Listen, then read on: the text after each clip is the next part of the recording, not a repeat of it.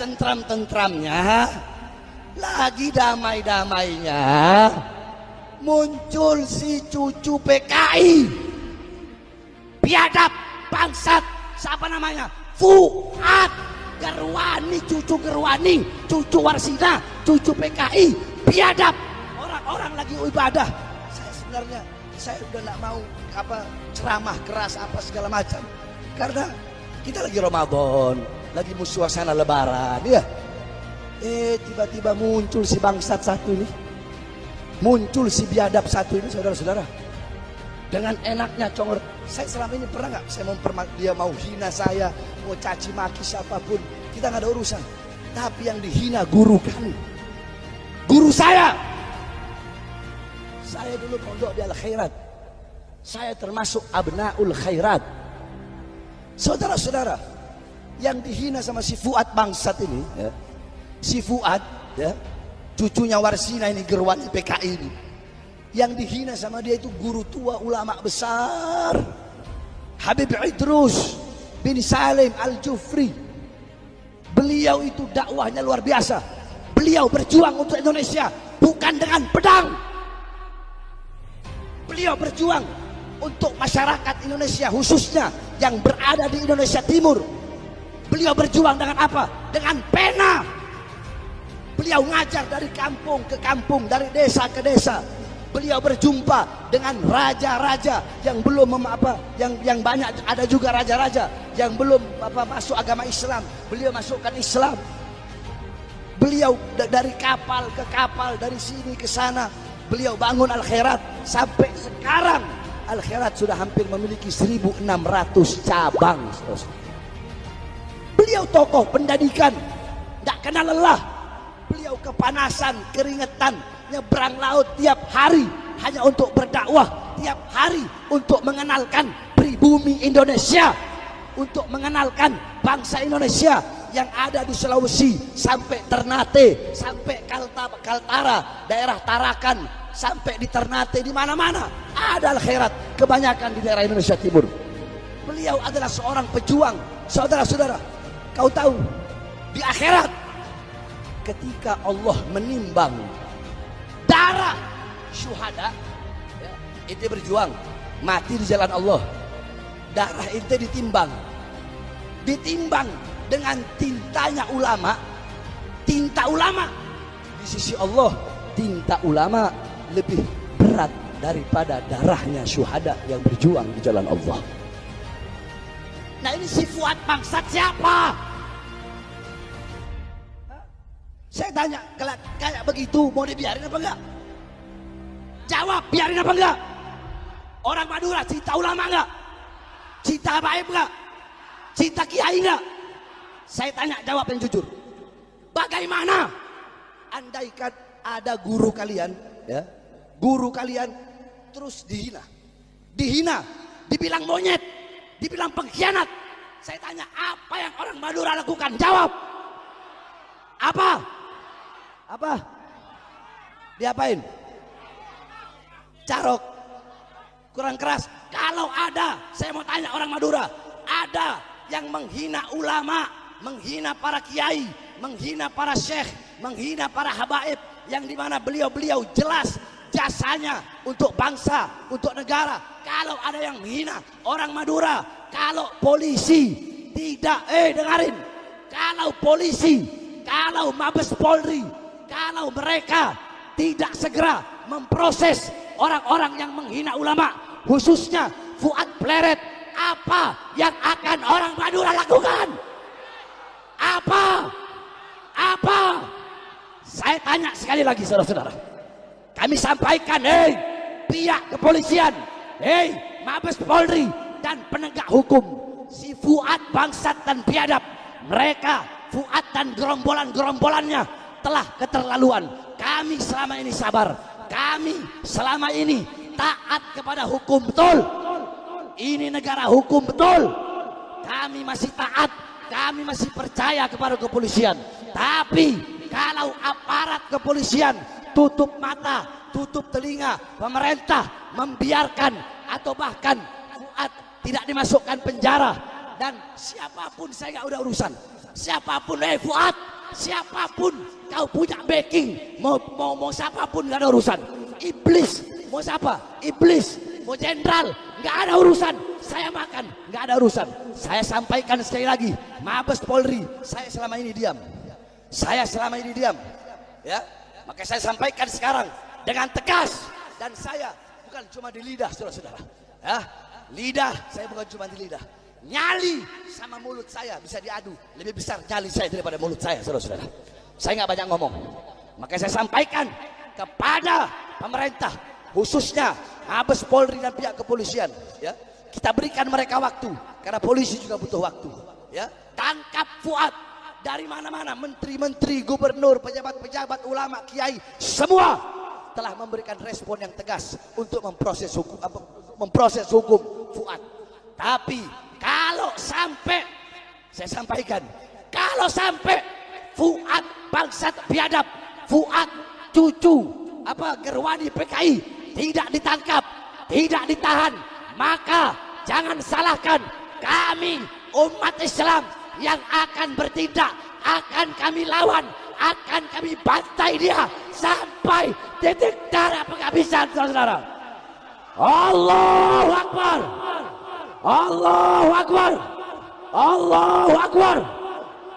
Masyarakat Madura, saya tanya, andaikan Fuad tidak diproses, siap kita berangkat ke sana? Siap berangkat ke sana? Siap berangkat ke sana? Siap kita berjihad? Siap bela ulama? Siap bela habaib? Siap bela kiai?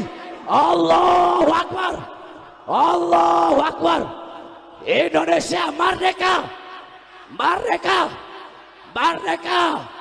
Allahu Akbar.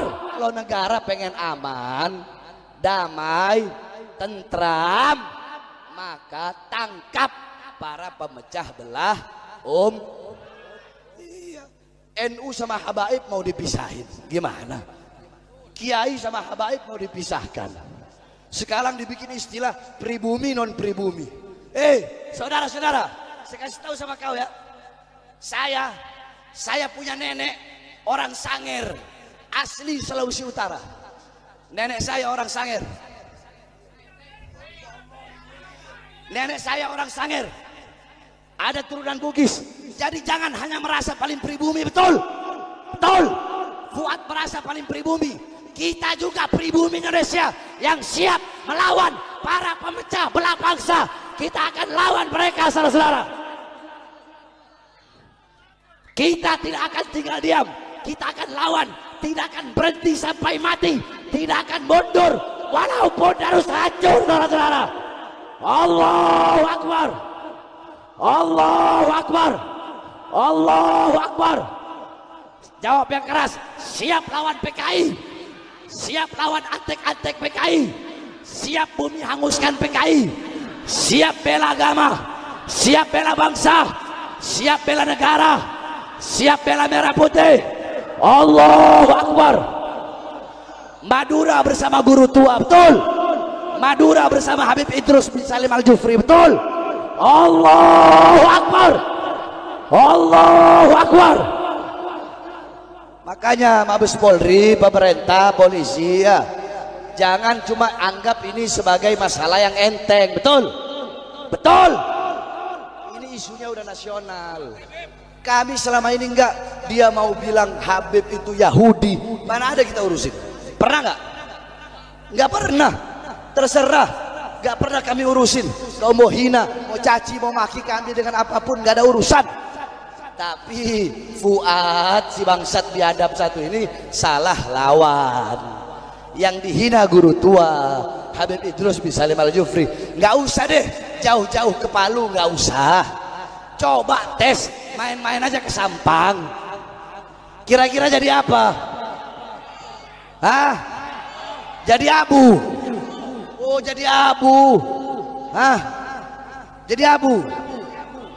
Udah gitu katanya begini, kalau ada apa kita nanti sweeping habaib. Wah, habaib mau di sweeping sama gerombolannya. Ditunggu-tungguin gak datang. Kemarin sama gerombolan Fuad waktu di Pemalang kita tolak Bahar bin Smith, tolak Bahar bin Smith. Saya datang, saya sama supir sama anak saya 3 masih kecil-kecil, gak ada yang datang. Akhirnya apa saya bilang? Saya bilang begini, kalian mau ancam saya? Ancaman kalian bagi saya itu hanyalah hiburan buat anak-anak saya, saudara-saudara. Sekarang saudara-saudara sekalian, kita fokus tangkap Fuad cucu Gerwani PKI, betul? Betul? Betul? Kalau polisi nggak tangkap, ya jangan salahkan umat. Kalau umat yang bergerak sendiri, betul? Betul? Udah nggak ada urusan. Ya, kita ini untuk ulama, untuk para habaib, untuk para kiai-kiai yang lurus, yang ar-rasikhuna fil ilm. Kita bukan berani mati, bukan. Kita jatuh cinta kepada kematian, betul? Betul? Ya, tapi saya sampaikan saudara-saudara, kami para habaib, kami nggak ada urusan, terserah. Kalian mau hina, mau caci, mau maki-maki, silahkan. Saudara-saudara, demi Allah, kami bagaikan kayu gahru. Gahru semakin dibakar akan semakin semerbak wanginya. Kami para habaib bagaikan besi, semakin dibakar, semakin ditempa, semakin dipukul, kami akan menjadi pedang-pedang yang terhunus, yang siap berada di leher para lawan-lawan, saudara-saudara. Allahu Akbar, Allahu Akbar, Allahu Akbar. Terakhir sebelum saya tutup, sekali lagi ya, saya serukan kepada seluruh hadirin hadirat, bapak-bapak, ibu-ibu, para pemuda-pemudi, masyarakat Sampang Madura, ya, dan saya serukan kepada seluruh kaum muslimin dan muslimat yang ada di seluruh Indonesia. Ayo sama-sama kita bersatu, kita jaga ukhuwah Islamiyah, jaga tali persaudaraan, ya. Jangan mau kita diprovokasi, jangan mau kita diadu domba. Ingat, kita tidak pernah cari musuh, betul? Kita tidak pernah cari musuh, betul? Tapi kalau musuh duluan yang menghina, yang mencaci, yang memaki, ya, maka haram bagi kita untuk lari, saudara-saudara. Kenapa? Mending mati bersimbah darah daripada diam ketika melihat para ulama-ulama kita dihina. Oleh karenanya kita sama-sama jaga persatuan. Habaib dan kiai jangan mau dipecah belah. Para ustadz, para habaib, para kiai sama-sama bersatu. Ayobi umat, urus umat, berdakwah, tuntut umat ke jalan yang benar. Begitupun para muhibbin, para pecinta-pecinta kiai, para pecinta-pecinta habaib, para umat, semuanya kita sama-sama bersatu di bawah bendera Rasulullah. Jangan kita terpecah belah, karena kalau kita terpecah belah akan gampang kita dihancurkan oleh musuh-musuh Allah Subhanahu wa taala. Ya, begitu juga para ustadz, para kiai, para habaib, ya. Dan saya sampaikan juga kepada para pemerintah, RT-nya, RW, lurah, camat, bupati, wali kota, menteri, presiden, polisi, tentara. Ayo para pemerintah datang kepada para habaib, para kiai-kiai, para ustadz-ustadz, para masyayikh, datang ke pimpinan-pimpinan pondok pesantren, ya. Para pemerintahnya datang ke ulama, ke kiai, datang minta saran gimana. Sama-sama kita bangun ini bangsa, sama-sama kita bangun ini negara, agar ini negara menjadi negara yang makmur, yang jaya, negara yang berdiri sendiri tanpa harus bergantung kepada negara-negara asing, betul? Tidak usah bergantung sama Amerika, tidak usah bergantung sama Cina, betul? Kita Indonesia negara kaya, semuanya kita punya. Ngapain harus kemis-kemis sama negara lain? Indonesia harus menjadi negara yang berdiri di tanah sendiri. Kita punya segala-galanya, kita punya semua-muanya. Biarkan negara-negara lain yang datang untuk mengemis kepada Indonesia. Jangan Indonesia yang mengemis kepada negara-negara lain. Indonesia harus menjadi negara yang kuat, negara yang berdiri, negara yang disegani oleh negara-negara yang lain. Itu semua bisa terlaksana kalau pejabat pemerintahnya bergabung, ya, bergabung dengan para ulama, para kiai, para ustadz, para ulama-ulama, bergabung sama-sama kita bangun bangsa dan negara Indonesia untuk menjadi negara yang baldatun thayyibatun wa rabbun ghafur. Amin amin ya rabbal. Terus Habib, sekarang kenapa kok nggak bahas pemerintah? Saudara-saudara, dulu kan sudah sering bilang, terakhir saya ceramah di mana itu? Pokoknya sebelum Ramadan. Kalau ada di mana? Bukan, ada. Perhatikan.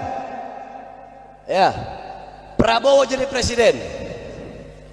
Koruptor-koruptor banyak ditangkap nggak? Jawab. Banyak nggak? Banyak nggak? Banyak. Cepat nggak termasuk? Cepat nggak? Janji-janjinya ada yang ditunaikan, ada yang belum. Betul? Betul. Nah, selama presiden, selama Prabowo dan menteri-menterinya pro kepada rakyat, ya, pro kepada rakyat, adil kepada rakyat, mengeluarkan kebijakan-kebijakan yang menguntungkan rakyat, maka kami akan rakyat dukung 1000%, bahkan nyawa dan jiwa kami akan kami berikan kepada pemerintah yang adil kepada rakyat, saudara-saudara. Tapi ada tapinya. Ntar dulu. Tapi kalau nantinya presiden dan menteri-menterinya semua ya ingkar janji, khianati rakyat, khianati bangsa, Bahar bin Smith akan terus oposisi, nggak ada urusan. Bahar bin Smith tidak akan pernah ada di lingkaran pemerintah. Bahar bin Smith akan selalu berada di oposisi. Saya kemarin nggak nyoblos, kalian pikir saya kemarin nyoblos? Tidak ada saya nyoblos. Saya nggak pernah nyoblos. Yang benar saya bilang benar, yang salah saya bilang salah. Betul.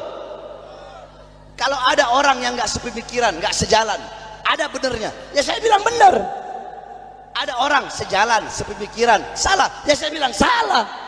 Tidak akan menghilangkan yang benar, walaupun kebenaran itu datangnya dari orang-orang yang tidak sejalan dan tidak sepemikiran. Betul.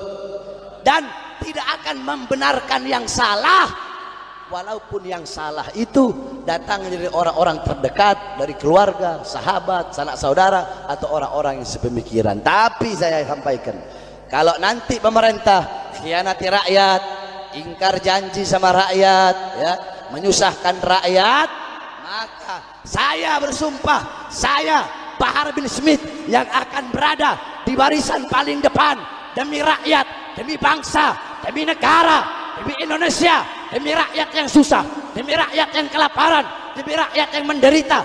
Jangankan hanya di penjara, nyawa saya, jiwa saya, darah saya murah harganya, saudara-saudara.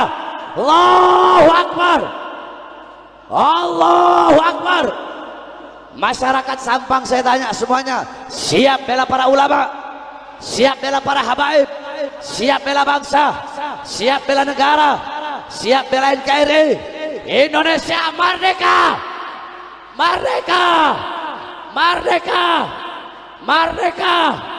Allahu Akbar. Sekali lagi, jadi udahlah, kalian jangan ngomong pribumi ini. Saya juga pribumi, orang sama-sama pribumi kita, betul? Betul. Jadi sengaja ini nih, permainan PKI untuk memecah makanya kita jangan terprovokasi. Kita percayakan aja dulu ke kepolisian, ya.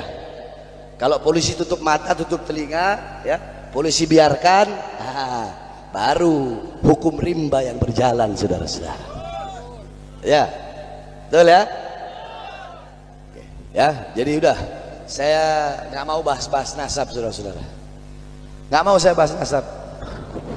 Nggak penting buat saya. Yang saya lagi fokus ini si Fuad brengsek ini. Ya. Masalah nasab diam saya. Sebab kenapa? Diamnya kami, diamnya saya atas orang-orang yang hina itu suatu jawaban, saudara-saudara. Bahwasanya auman singa terlalu mahal untuk meladeni gonggongan para anjing-anjing. Kemarin di akhir Ramadan ada seorang yang ngaku cucu PKI, saudara. Ini orang dia sendiri yang ngaku cucu PKI, namanya Fuad Pleret, saudara, botak orangnya. Ini sengaja terencana memang selalu mengeluarkan ujaran-ujaran kebencian, ingin mengkotak-kotakan dengan istilah pribumi lah dan lain sebagainya.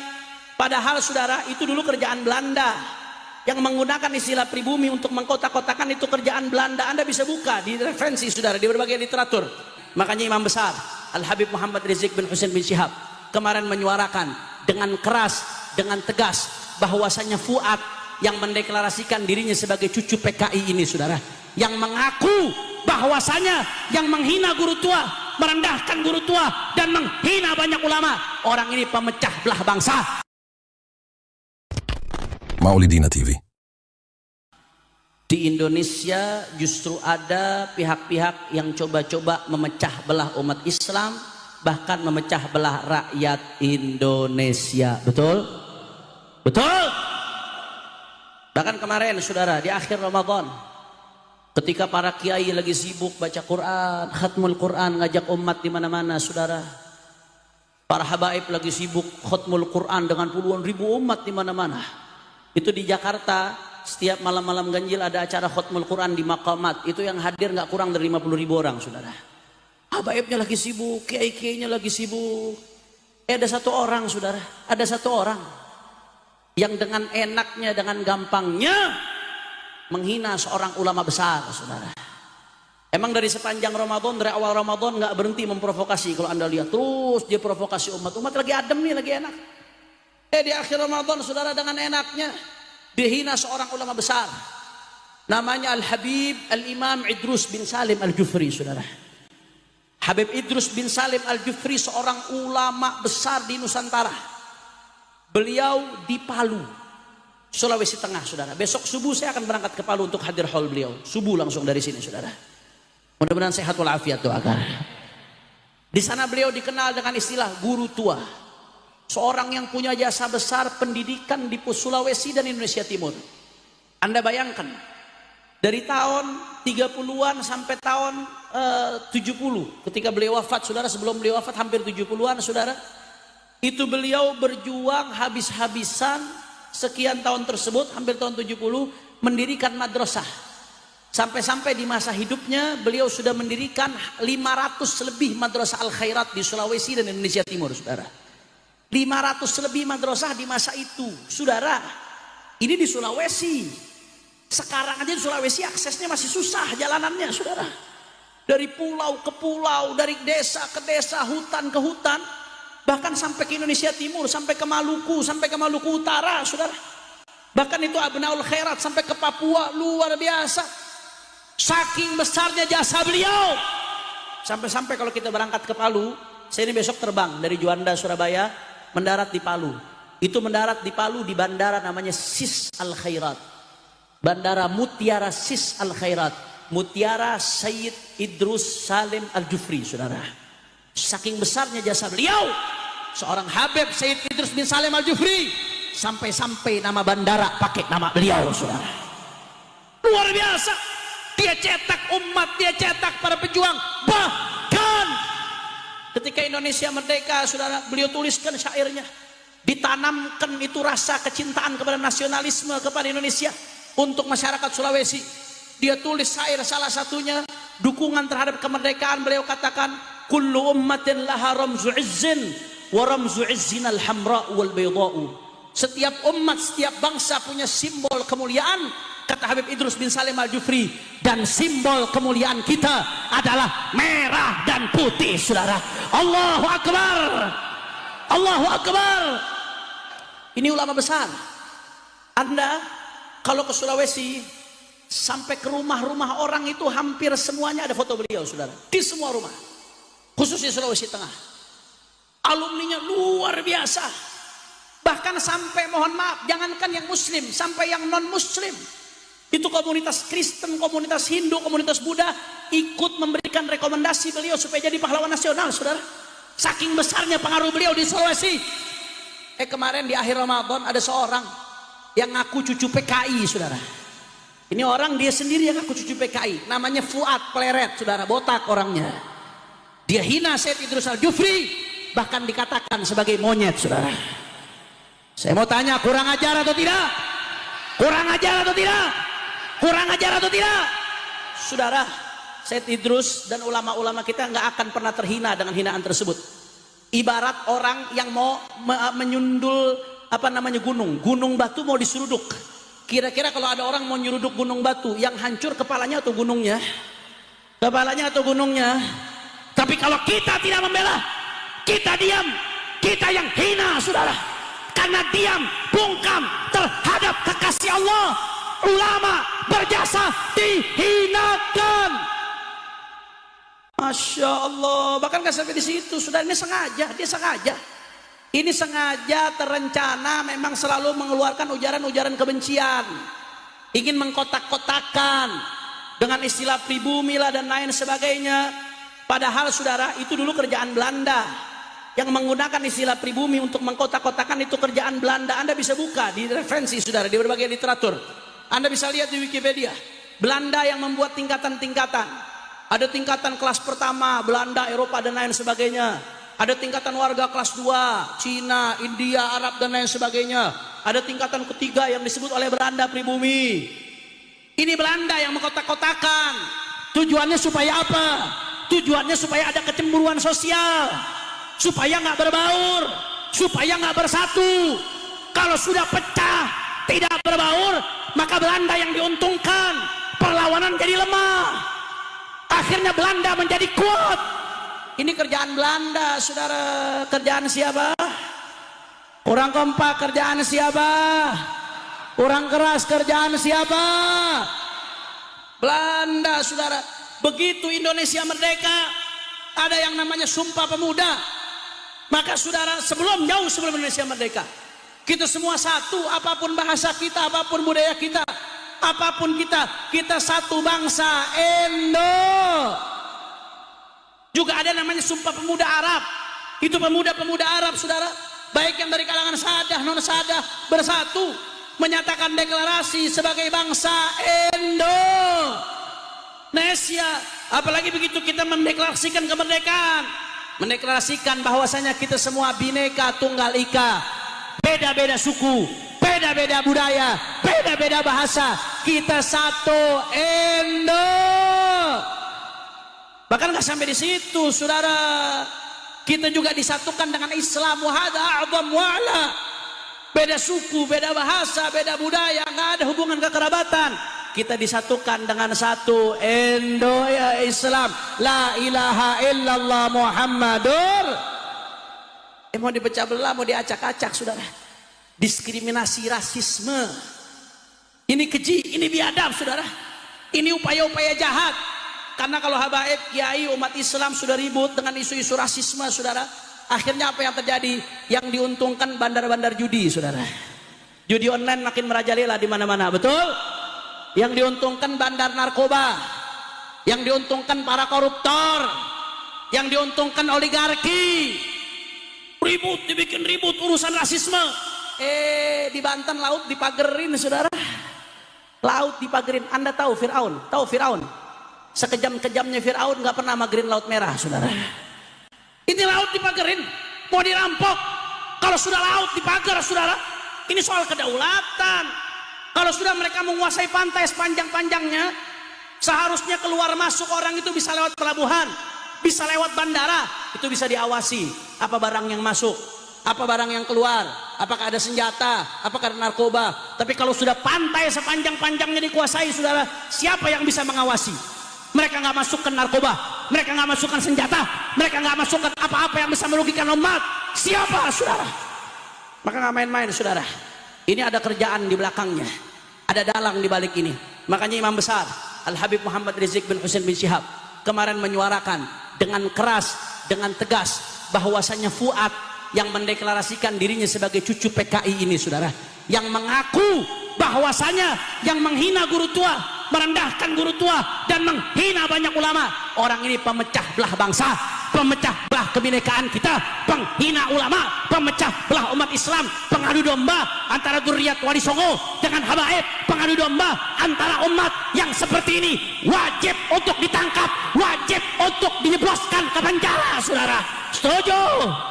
Setuju? Setuju? Saya mau tanya, kira-kira ini pemecah belah bangsa, penjarakan atau tidak? Orang kompak, penjarakan atau tidak? Penjarakan atau tidak? Penjarakan atau tidak? Tangkap atau jangan? Tangkap atau jangan? Kalau sampai nggak ada tindakan dari aparat kita, siap jebloskan dia ke penjara. Siap jebloskan dia ke penjara. Siap jaga persatuan kita. siap jaga kesatuan kita. Semua angkat tangannya. Allahu Akbar, Allahu Akbar, Allahu Akbar. Sallu ala Nabi. Jangan saudara, jangan kita mau dipecah belah umat Islam. Jangan mau kita disibukkan dengan isu-isu yang tidak ada manfaatnya, yang bikin umat ribut. PR ulama masih terlalu banyak, PR kiai masih terlalu banyak, PR habaib masih terlalu banyak. Yang belum bisa baca Quran berapa banyak butuh huruf Quran saudara. Yang belum bisa baca tulis huruf, yang belum bisa ngerti halal haram, yang belum tahu cara wudhu, yang belum tahu cara sholat, yang masih main judi, yang masih narkoba, yang masih miras, yang korupsinya, oligarki yang ingin mengancam daripada bangsa. Itu PR kita saudara. Jangan mau diacak-acak oleh orang-orang yang menguntungkan daripada oligarki. Makanya saya mau tanya sebelum saya tutup, Rek Madura jawab yang kompak semua. Siap bersatu, kurang keras kurang semangat. Siap bersatu, siap rapatkan barisan, siap galang persatuan, siap jaga kebinekaan kita. Kalau ada yang mau ngadu domba habaib dengan kiai, diamkan atau lawan. Kalau ada yang mau ngadu domba bangsa Indonesia, diamkan atau lawan. Kalau ada yang mau mengadu domba Nusantara, diamkan atau lawan. Siap jaga persatuan kita. Semua angkat tangannya. Allahu Akbar, Allahu Akbar. Tiba-tiba ada monyet. Monyet, teriak monyet. Dalam satu diskusi dia katakan apa? Guru tua itu monyet. Dia sebut pengkhianat, kurang ajar. Bukan guru tua yang monyet, kau yang monyet. Ada monyet saudara seenaknya ngomong. Guru tua dibilang monyet, guru tua dibilang pengkhianat. Al-Khairat dia bilang merampas tanah negara saudara. Mereka bekerja banting tulang kuras keringat, korbankan harta benda untuk bela agama, bela Islam, bela bangsa, bela negara. Kau yang monyet, bukan guru tua yang monyet. Monyet teriak monyet. Lu yang monyet. Pakai bawa ayat Quran, saudara. Saya katakan guru tua itu monyet karena ada ayat Quran. Diambil dari surat Al-Baqarah, saudara. Yang firman Allah untuk orang-orang Yahudi, saudara. Untuk Bani Israel yang melawan perintah Allah. Yang Allah katakan, kunu kiradatan khasiin. Jadilah kamu sekalian sebagai monyet-monyet yang hina. Dia ambil itu ayat, dia bilang, ini perintah Allah. Dengan ayat ini saya katakan guru tua itu monyet, kurang ajar. Ini nggak boleh dibiarkan lagi saudara. Ini sudah kelewat batas. Ulama-ulama besar Islam seenaknya mereka hina. Dan ini bukan baru pertama kali. Begitu sebelum saya lanjutkan, saya bersyukur kepada Allah. Hari ini yang kita akekahkan barusan itu salah satu daripada keluarga besar guru tua saudara. Yang barusan kita bawa bayinya kemari, Sarifah Aminah binti Muhsin Al-Haddar. Saudara, Habib Muhsin ini sedang mengambil doktor. Saat ini sedang studi di Al-Azhar. Insya Allah 6 bulan lagi akan pulang saudara. Tadi putrinya saudara, yang ketiga yang kita akekahkan. Nah, Dr. Muhsin ini, Said Muhsin ini saudara, ibunya adalah Syarifah Sa'diyah binti Habib Muhajir Al-Habsyi. Siapa itu Habib Muhajir Al-Habsyi? Saudara ipar guru tua saudara. Karena Habib Muhajir saudara perempuannya Syarifah Haulah Al-Habsyi adalah istri daripada guru tua ya ikhwan. Bahkan saudara-saudara sanak famili dari Habib Muhajir ini ke bawah keluarga besar Al-Habsyi semua akhirnya bermusyawarah kawin dengan anak cucu daripada guru tua. Jadi luar biasa. Habib Hanif lagi singgung tentang guru tua. Saudara, ternyata hari ini juga yang kita akekahkan satu rangkaian keluarga anak cucu daripada guru tua saudara. Pada saat yang sama ada monyet ngatain guru tua seenaknya, menghina, memfitnah. Maka itu saya lihat ini nggak boleh dibiarkan. Maka itu berdasarkan pertemuan ini saudara, saya mau sampaikan nih kepada monyet yang sudah mendirikan ormas monyet dengan laskar monyet yang didukung oleh sejumlah jenderal-jenderal monyet saudara.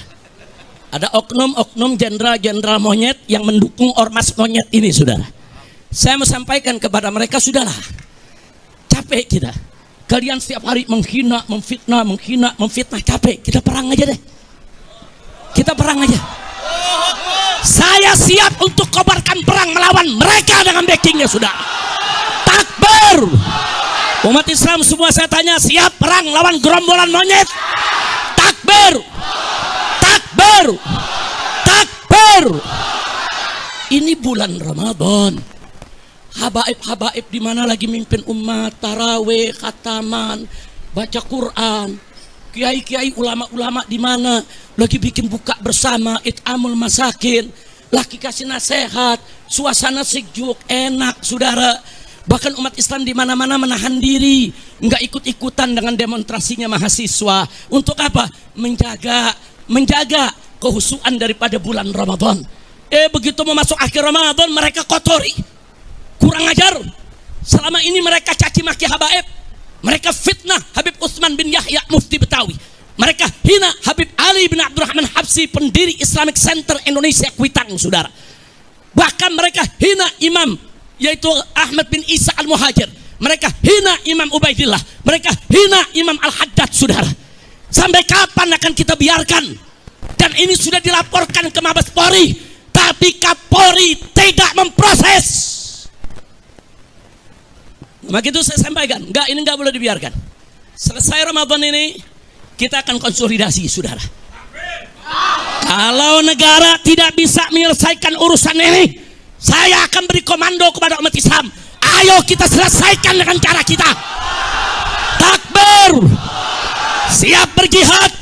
Siap habisi gerombolan monyet PKI. Takbir. Sallu ala Nabi. Nah, untuk itu sebelum saya akhiri, saudara, saya membacakan maklumat saya pada kesempatan hari ini. Perhatikan, dengarkan, pahami, rekam, sebarkan. Sebarkan, saudara. Saya bertanggung jawab dunia akhirat. Karena sudah kelewat batas, saudara. Sudah kelewat batas. Alim ulama besar, ulama, saudara, yang jasanya luar biasa, yang sedang diajukan sebagai pahlawan nasional oleh Al-Khairat. Semua, saudara, wilayah mendukung. Tahu-tahu dimonyet-monyetin sama gerombolan monyet. Nah, itu saya bacakan sekarang. Saudara, tolong dengarkan baik-baik semuanya. Bismillahirrahmanirrahim. Allahu Akbar, Allahu Akbar, Allahu Akbar. Maklumat Ramadan 1446 Hijriah. Dengan ini saya menyatakan di majelis yang mulia ini, satu, bahwa selama 3 tahun terakhir ini di NKRI ada gerombolan monyet yang terus-menerus menghina dan memfitnah habaib dari kalangan Ba'alawi, seperti menghina Habib Utsman bin Yahya Mufti Betawi, menghina Habib Ali Al-Habsyi, pendiri Indonesia Islamic Center Kuitang. Bahkan, saudara, mereka menghina para imam habaib seperti Imam Ahmad bin Isa Al-Muhajir dan Imam Ubaidillah, juga Imam Al-Haddad dan lain-lain. Dua, bahwa selama 3 tahun terakhir ini gerombolan monyet tersebut secara terang-terangan menjadi begal nasab yang mengobok-ngobok nasab Ba'alwi yang suci dan mengacak-ngacak nasab para wali songo yang mulia. 3, saudara, yang ketiga, bahwa selama 3 tahun terakhir ini gerombolan monyet tersebut semakin nekat, mengancam, sweeping dan bantai serta usir habaib maupun Ba'alwi, mempersekusi acara habaib, mengusir habaib, menyerang dan merusak makam-makam habaib. Bahkan kini bukan hanya habaib, tapi semua keturunan Arab di Indonesia diserang dengan gerakan anti Arab lewat cara-cara rasis dan fasis. 4, bahwa selama 3 tahun terakhir ini gerombolan monyet rasis dan fasis tersebut telah melakukan berbagai propaganda licik dan jahat untuk membelokkan sejarah Indonesia dengan menghapus semua peran dan jasa keturunan Arab dalam perjuangan kemerdekaan Indonesia. 5. Bahwa selama 3 tahun terakhir ini gerombolan monyet rasis dan fasis tersebut membentuk organisasi monyet dan laskar monyet yang di backup sejumlah oknum jenderal untuk melakukan teror dan intimidasi, bukan saja terhadap habaib dan keturunan Arab lainnya, tapi juga terhadap para muhibbin yang cinta ulama dan habaib. Bahkan belakangan terang-terangan gerombolan monyet rasis dan fasis tersebut membela oligarki busuk yang menindas rakyat miskin di Provinsi Banten, saudara. 6. Bahwa selama 3 tahun terakhir ini kejahatan gerombolan monyet rasis dan fasis tersebut sudah dilaporkan oleh API, Advokat Persaudaraan Islam, Advokat FPI, ke Markas Besar Kepolisian Republik Indonesia, lengkap dengan saksi dan bukti. Tapi di lantai 15 gedung Mabes Polri bagian cybercrime hanya diarahkan dan dikembalikan ke bagian Dumas, yaitu pengaduan masyarakat, dan tidak pernah diproses dengan alasan arahan atasan. Itu pengakuan daripada petugas di sana. Kami tidak berani periksa proses karena begini arahan atasan kami. 7. Bahwa selama 3 tahun terakhir ini, karena gerombolan monyet rasis dan fasis tersebut tidak tersentuh hukum, bahkan terkesan bukan hanya dibiarkan, tapi dilindungi dan dipelihara, serta dibina dan diarahkan oleh oknum-oknum pejabat bejat yang berkolaborasi dengan bajingan-bajingan penjahat, maka mereka semakin merajalela dan semakin brutal menebar fitnah dan teror, serta menciptakan kegaduhan dan keonaran secara nasional, sehingga pada akhirnya dedengkot gerombolan monyet laknat ini berani menyerang, menghina, dan memfitnah ulama besar kebanggaan umat Islam Indonesia Timur, guru tua yang mulia, penyebar dan pendidik Islam di Indonesia Timur, pendiri perguruan Al-Khairat, Al-Imam Al-Habib Idrus bin Salim Al-Jufri radhiyallahu ta'ala anhu, dengan sebutan monyet dan pengkhianat. Kurang ajar, biadab mereka, saudara. Yang ke-8, bahwa gerakan jahat gerombolan monyet laknat ini telah kelewat batas dan telah sekarang nyata menimbulkan kegaduhan dan keonaran yang meluas secara nasional, sekaligus mengadu domba dan memecah belah anak bangsa dengan dalih palsu membela Pancasila dan NKRI. Sehingga oleh karenanya, dengan ini saya menyerukan, 1, saya serukan kepada Rabithah Alawiyah dan Yayasan Al-Khairat untuk mengambil langkah hukum yang cepat dan tepat tanpa memberi celah restoratif justice atau maaf dan damai, karena kejahatan mereka sistemik dan masif. Tapi lakukanlah penegakan hukum yang tegas dan keras agar jadi pelajaran bagi semua gerombolan monyet rasis dan fasis yang ada di Indonesia. 2, saya serukan kepada seluruh habaib dan keturunan Arab serta para muhibbin di Indonesia yang duduk di eksekutif, legislatif maupun yudikatif, agar bergerak dan bertindak secara nyata untuk menghentikan kejahatan rasis dan fasis gerombolan monyet laknat tersebut yang sangat berbahaya, demi menjaga persatuan dan kesatuan NKRI yang berdasarkan Pancasila dan bersemboyan Bhinneka Tunggal Ika. 3, saya serukan kepada Presiden Prabowo Subianto agar segera instruksikan Panglima TNI dan Kapolri untuk secepat-cepatnya gelar operasi pembasmian gerombolan monyet neo PKI yang sudah terbukti merongrong Pancasila dengan gerakan rasis dan fasisnya, serta membahayakan persatuan dan kesatuan NKRI dengan segala propaganda adu domba dan pecah belah anak bangsanya. Segera bubarkan organisasi monyet dan tangkap para pemimpin monyet beserta laskar monyetnya, serta pecat semua oknum yang jadi backing gerombolan monyet tersebut. 4, saya serukan segenap ormas Islam dan laskar Islam serta aktivis Islam di seluruh Indonesia yang cinta akan NKRI, yang siap membela Pancasila, yang siap menjaga, membela bangsa, agama, dan negara agar bergerak serentak untuk kejar dan hajar serta ganyang gerombolan monyet neo PKI dimanapun berada. 5, saya serukan kepada seluruh umat Islam di Indonesia agar bersatu merapatkan barisan, menjaga NKRI dan Pancasila dari rongrongan gerombolan monyet laknat neo PKI yang selalu mengaku paling NKRI dan paling Pancasilais, padahal justru mereka musuh NKRI dan bahkan musuh Pancasila serta perusak NKRI dan perusak Pancasila. Takbir. Saya mau tanya, setuju tidak dengan maklumat tadi?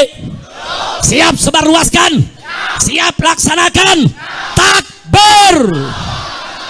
Saya sampaikan kepada monyet-monyet itu, ayo, kapan kalian mau culik saya, bunuh saya, serang saya? Tinggal sebut aja. Kapan kita mau perang? Sebutkan harinya, sebutkan tempatnya, sebutkan tanggalnya. Bawa kau punya pasukan monyet semua. Kami akan lawan kalian sampai tetes darah terakhir. Kami akan bersihkan NKRI ini dari monyet-monyet laknat yang merusak NKRI kita. Setuju tidak? Takbir. Semuanya angkat tangan. Takbir. Takbir. Takbir. Sallu ala Nabi. Maka itu kita ingatkan kepada Bapak Kapolri, segera perintahkan Panglima TNI dan Kapolri. Bapak Prabowo Subianto Presiden, segera perintahkan Panglima TNI, jangan sampai perang ini Pak di negeri kita Pak. Jangan. Kalau Presiden nggak mau tahu, Panglima TNI nggak mau tahu, Kapolri nggak mau tahu, saya akan bikin pasukan besar-besaran se-Indonesia. Kita akan perang, kita akan kejar, hajar, habisi, ganyang semua monyet PKI yang selama ini menghina ulama, menghina habaib, menghina muhibbin, menghina NKRI, dan pura-pura bela Pancasila. Saya tanya sekali lagi, semua siap berjuang? Siap ikut Habib? Takbir. Pulang dari sini nanti siapin aja asal golok yang tajam, ya, siapin senjata yang kita punya ya. Tiap saat saya bisa beri komando. Ini udah kelewatan. Jadi kalau si monyet ini nggak ditangkap sama Kapolri, ini kelewatan. Saya minta kepada Al Khairat, Rabito, jangan mundur. Nggak ada kata damai. Orang ini harus dijebloskan ke penjara. Dia sudah menimbulkan keonaran. Betul? Takbir. Maulidina TV. Nah, adapun kita sebagai bangsa Indonesia, saya ingin mengajak, yuk kita fokus kepada persoalan yang sesungguhnya. Kita fokus kepada kajian. Apa yang saya maksudkan kita harus fokus dengan kajian? Hari ini kita dihadapkan dengan sebuah kenyataan. Ada sekelompok orang yang ngaku-ngaku sebagai anak cucu Nabi.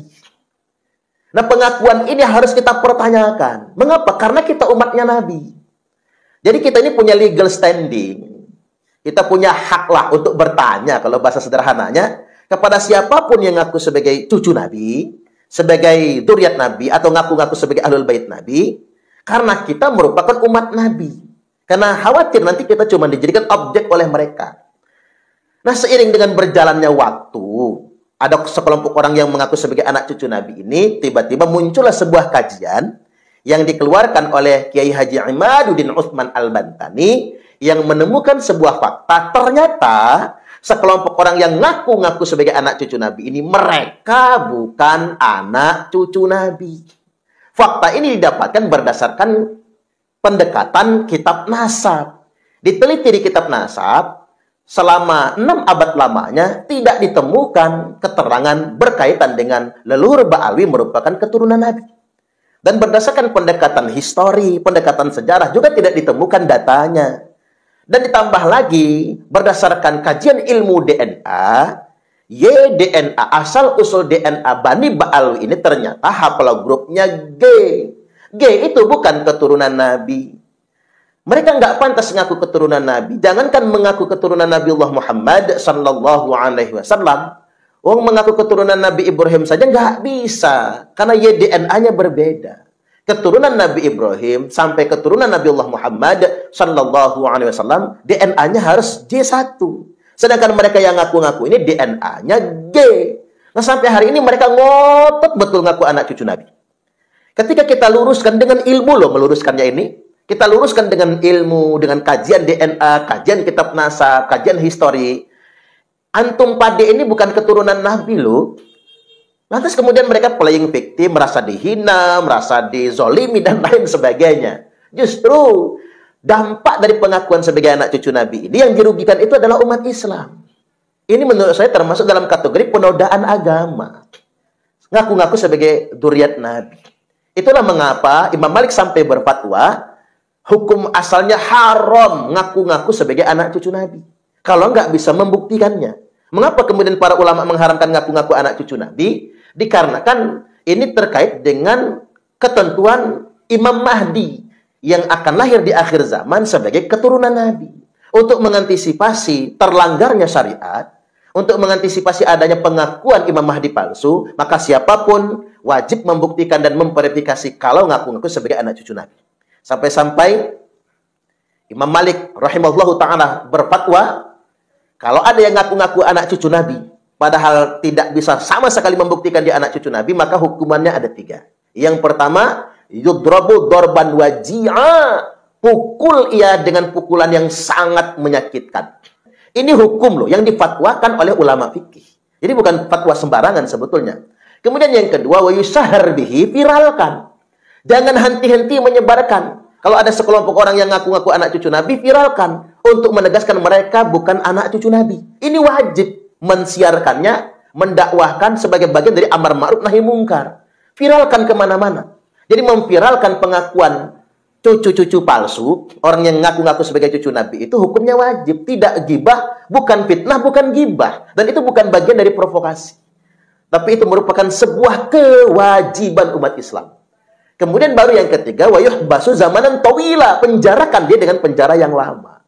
Berarti sebetulnya para ulama mendorong adanya pemidanaan terhadap siapapun yang ngaku-ngaku sebagai anak cucu Nabi. Artinya memang negara bisa masuk dalam konteks ini.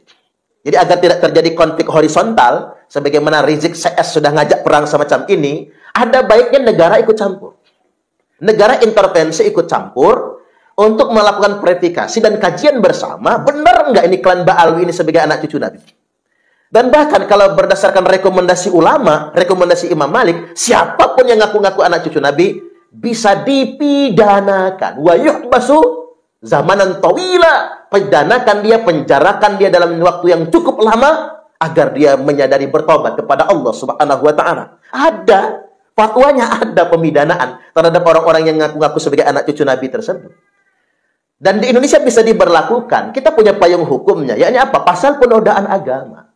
Kalau orang ngaku Nabi alias Nabi palsu bisa dipidana dengan penodaan agama, ngaku Imam Mahdi palsu bisa dipidana dengan penodaan agama, sudah banyak kok kejadiannya di negeri ini. Termasuk dalam konteks ini ngaku-ngaku sebagai anak cucu Nabi bisa dipidana dengan pidana penodaan agama.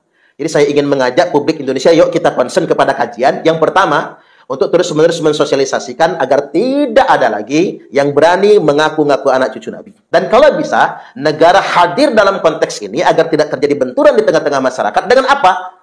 Masuk ke dalam kajian tersebut dan sampai kepada upaya pemidanaan kepada siapapun yang ngaku-ngaku sebagai anak cucu Nabi.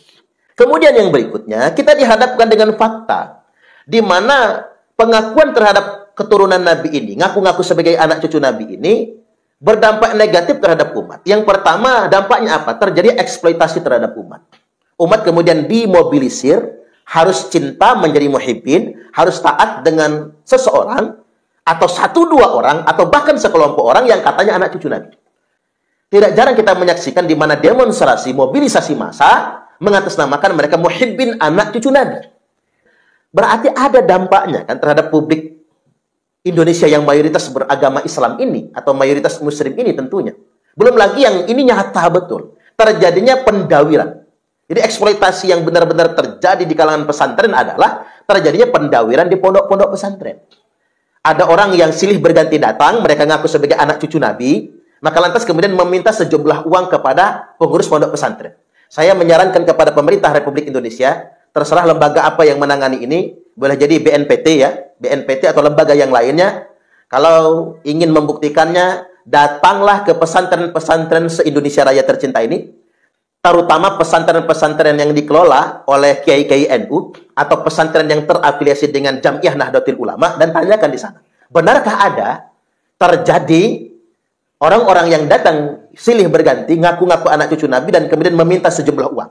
Kalau nggak dikasih nggak pulang-pulang. Kalau dikasih sedikit mereka marah-marah. Kalau dikasih banyak mereka ketagihan, datang terus, bahkan silih berganti. Seakan-akan dia kontak temannya. Datang ke kiai anu, ke pesantren atu, enak kalau datang ke sana dapat uang sekian. Sampai-sampai kiai dan pengurus pondok pesantren pasang CCTV. Ngintip kalau ada Habib yang datang. Apalagi jarang hari raya Idul Fitri. Nah, ketika muncul kajian Kiai Imad, alhamdulillahnya, mereka nggak berani lagi datang ngedawir. Kalaupun ada mungkin nggak nyampe 5% lah. Orang-orang yang mengatasnamakan cucu Nabi itu mendawir di pondok-pondok pesantren. Sudah sangat minim sekali. Bahkan banyak betul kiai yang bikin testimoni sangat berterima kasih kepada Kiai Haji Imaduddin Utsman Al-Bantani. Sangat berterima kasih dengan kajian ini karena mengapa dampaknya sungguh luar biasa. Nggak ada lagi yang datang-datang untuk ngedawir, yang minta-minta dan lain sebagainya. Nah, ini fakta. Dan mohon betul kepada pemerintah karena pesantren juga rakyat Anda. Jadi masyarakat ini juga rakyat Anda. Coba lakukan survei ke pesantren-pesantren. Selama ini memang mereka memberi atas tekanan tertentu. Takut kualat karena mereka ini anak cucu Nabi. Nah, hari ini ketika mereka tahu ini bukan anak cucu Nabi, mereka seperti terbebaskan. Plong rasanya. Nggak kualat kalau nggak ngasih sejumlah uang. Ini kan lebih kejam soalnya. Mengatasnamakan sebagai anak cucu Nabi, lalu minta. Dikasih sedikit marah, dikasih banyak ketagihan. Nah, belum lagi kita dihadapkan dengan sebuah fakta. Ada banyak sekali ribuan makam palsu di negeri ini. Yang nggak jelas asal-usulnya. Yang lantas kemudian mudah betul dimereki dengan merek Habib dan lain sebagainya. Dan padahal makam itu belum tentu ada isinya. Dan bahkan belum tentu itu memang Habib yang wafat di sana. Tentunya kita menduga ini ada kepentingan, ada siasat di balik ini semua. Pasti ada tujuan. Baik tujuan jangka pendek, ya kepentingan ekonomi, maupun tujuan jangka panjang. Dengan menjamurnya makam-makam keramat yang merata seluruh Indonesia ini, jangan-jangan ada upaya mengklaim sejarah bangsa Indonesia. Itulah mengapa kita memprotes adanya pengangkatan pahlawan seasalnya. Seperti pernyataan Menteri Sosial, mikul dhuwur mendem jero misalnya. Apa maksudnya ini? Atau kalau coba saya tangkap, mungkin maksudnya adalah pengangkatan pahlawan nasional kali ini yang direkomendasikan oleh Kementerian Sosial dalam rangka memikul berbagai macam kalangan, merangkul banyak orang. Ya nggak bisa begitu, ge. Pahlawan nasional itu adalah orang yang sangat berjasa buat Republik ini. Dan berjasa secara nasional. Kalau asal merangkul saja, asal nunjuk buat nyenengin orang, atau menyenangkan kelompok tertentu saja, ya alangkah banyak orang yang kemudian bisa dinobatkan sebagai pahlawan nasional.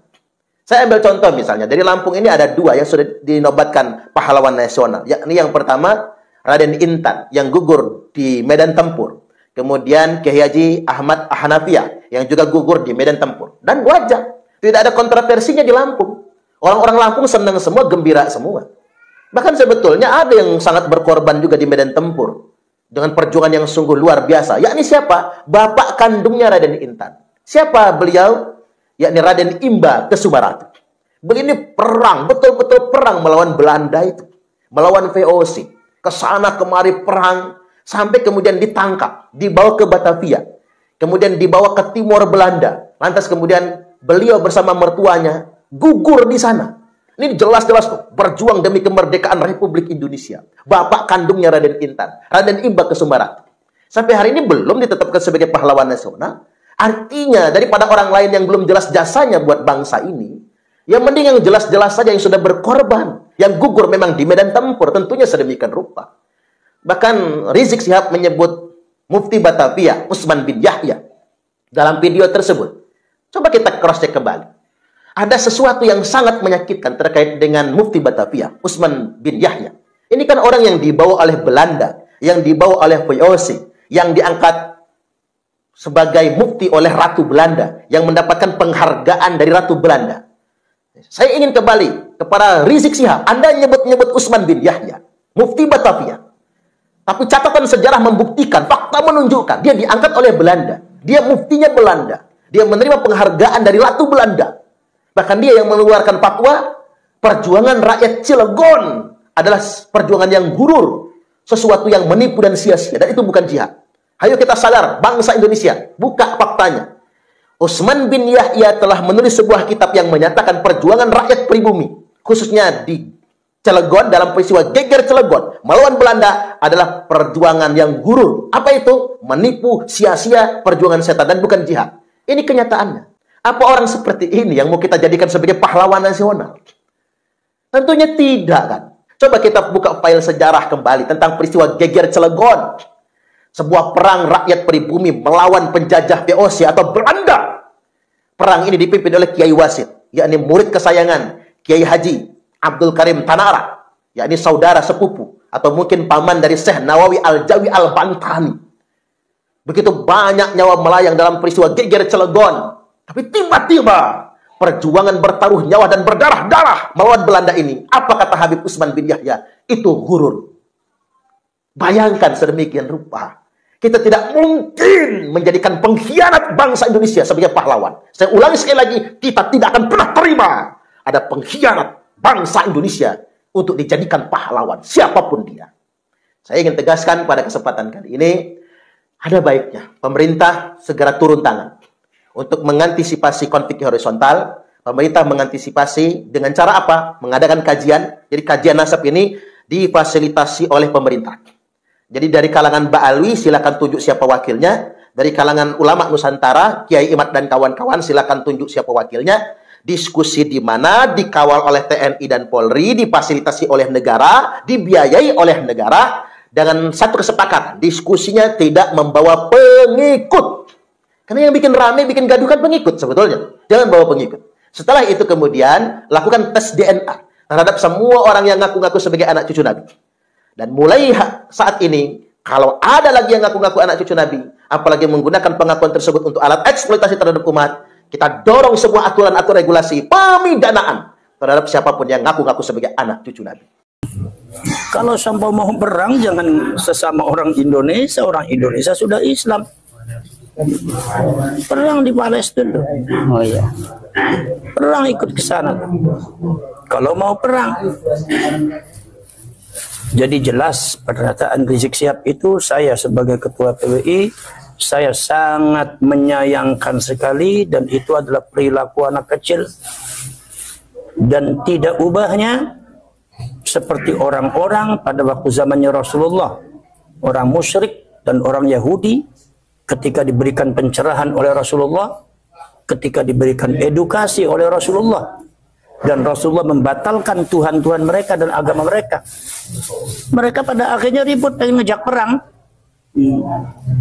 menjelek-jelekkan, mengintimidasi Nabi Muhammad, sahabatnya juga diintimidasi, dipersekusi, juga ada yang diculik, dibunuh bahkan. Itu kalau dilihat dari paparan historikal sejarah, itu sebetulnya dalam sebuah perjuangan pasti ada seperti itu. Jadi, tapi saya harapkan kepada masyarakat Indonesia jangan terprovokasi oleh ucapannya orang-orang semacam Rizik Syihab ini. Karena itu mulutnya kotor. Itu bisa menyebabkan perpecahan di dalam bangsa Indonesia, bisa akan menimbulkan kekacauan di bangsa Indonesia ini, bisa akan menimbulkan satu pemecahan kesatuan dan persatuan, menghilangkan kesatuan, dan berbahaya ini untuk bangsa Indonesia ini. Seberat apapun kita nggak usah model kayak gitu. Bukan berarti kita nggak berani, berani. Zaman sekarang tuh nggak ada yang nggak berani. Tapi bukan itu solusinya. Kami ini berjuang hanya untuk mencari kebenaran. Anda mengklaim sebagai cucunya Rasulullah, data Anda mana? Kenapa tes DNA-nya seperti itu? Hanya itu aja dijawab. Udah selesai. Kalau memang seumpama Anda itu tidak terbukti sebagai cucunya Rasulullah, ya udah. Jadi umatnya Rasulullah, fastabiqul khairat, kita juga menghargai kamu. Itu karena apa? Itu karena perasaan orang-orang semacam itu adalah mengaku dirinya sebagai cucunya Rasulullah. Klan yang mulia yang lain itu adalah di bawah mereka. Akhirnya ketika ada orang yang muncul menolaknya, mereka akhirnya kayak gitu, teriak-teriak ngajak perang. Akhirnya kemudian mengajak para muhibbinnya. Ini lagi-lagi berhadapan. Nanti saya yakin nih Rizik Syihab nanti ngumpet lagi nih. Nanti pura-pura apa lagi, sakit lagi, apa lagi. Jadi yang maju muhibbin. Muhibbin itu adalah rakyat Indonesia. Itu yang kalian harus tahu.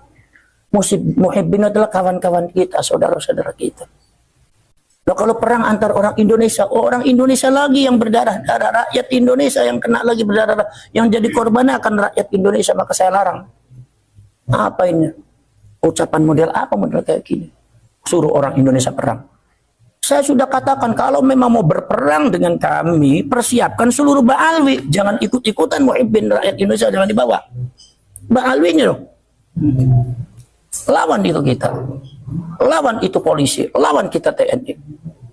Kalau Anda katanya pengen mendirikan Indonesia bersyariah, berkolaborasi dengan para khilafah-khilafah yang katanya mengklaim Islamiyah, pengen membongkar, merongrong Pancasila, merongrong kesatuan dan persatuan, merongrong nama baik pemerintah, nama baik presiden, merongrong harga diri daripada kepolisian dan TNI, merongrong semuanya yang tidak sesuai dengan tujuan-tujuan Anda.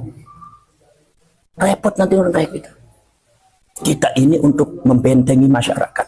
Kenapa? Karena apa yang Anda lakukan itu kebatilan. Jadi masyarakat harus diberikan pencerahan edukasi. Kalau Anda tidak ingin diperlakukan seperti itu, ya jangan seperti itu. Gampang aja logika.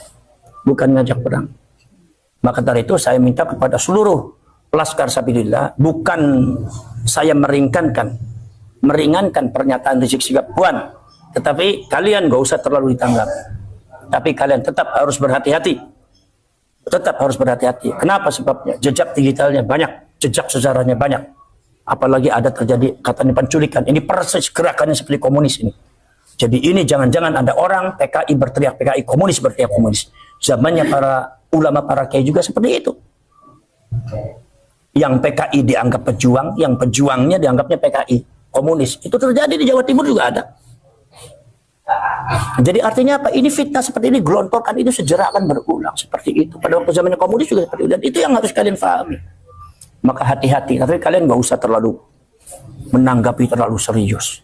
Tapi kalau seumpama mereka betul-betul melakukan pergerakan-pergerakan yang akan merongrong kesatuan dan persatuan bangsa, yang akan menghancurkan bangsa Indonesia ini, yang akan menghancurkan para ulama, para kiai, kalian saya minta Laskar Sabilillah harus berada di garda terdepan untuk bisa menolak dan blokir mereka.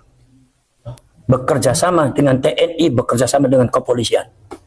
Tapi kalian harus tahu, kepolisian dan TNI juga banyak yang ambivalen. Sebab apa? Ada juga yang muhibbin kepada mereka. Dan ini akhirnya pembelaan terhadap pejuang-pejuang bangsa dan negara ini kadang-kadang agak lemah. Maka kita harus paksa mereka sebagai benteng bangsa Indonesia. Kepolisian dengan TNI dan pemerintah kalian harus bekerja sama. Karena apa? Karena ini sangat membahayakan kalau sampai itu terjadi. Jadi kan Gus ya, berkaitan dengan ajakan perang, kalau dia tetap memaksa, kita tetap layanin. Nah, ya. Lantas kira-kira bekal apa terus yang harus dipersiapkan untuk Laskar Sabilillah berkaitan dengan ajakan perang? Wa'iddu lahum min quwwah. Wa'iddu lakum min quwwah. Persiapkan kekuatan kalian. Maka salah satu perjuangan kalian yang paling penting untuk melawan mereka satu adalah perjuangan penguatan organisasi. Perjuangan kalian adalah bagaimana kalian melantik, membuat kepengurusan dari mulai tingkat kecamatan sampai tingkat kampung. Dibuat itu Laskar Sabilillah sang PBI untuk membentengi bangsa ini, supaya rakyat ini berani untuk bisa menolak mereka. Karena selama ini masyarakat kita nggak berani. Kenapa? Karena banyak persekusi, banyak intimidasi. Jadi banyak nggak berani. Setingkat itu aja, orang-orang yang dianggap orang besar pun udah nggak berani. Jadi kalau demikian, bangsa ini siapa yang membela? Negara ini siapa yang membela? Sejarah dan leluhur kita ini mau mengadu kepada siapa kalau kebobohan kepada kita?